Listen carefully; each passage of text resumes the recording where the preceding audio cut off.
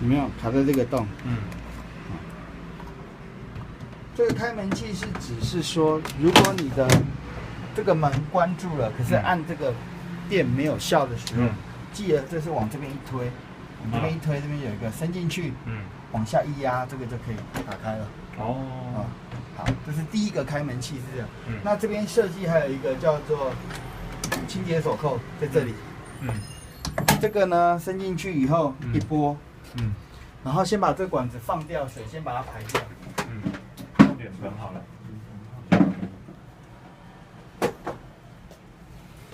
你没有把水放掉的话，基本上这拿开水会从这边跑出来。所以第一个动作先建议客人是先把这个管子，第一次这个先把它放水，放掉。这是里面的是吧？在滚筒底部有一些水你看不到，它基本上先把它放掉，因为你不放，基本上我这个打开的时候逆时钟转哈，这个就可以打开。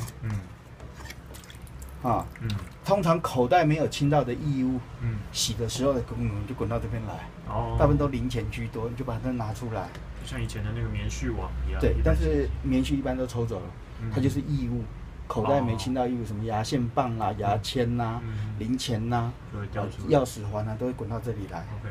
那这个好了以后，上下放回去，顺时针就把它锁紧。再把这一支插回去。这个每次洗完都要用吗？不用，大1到2个月或2到3个月。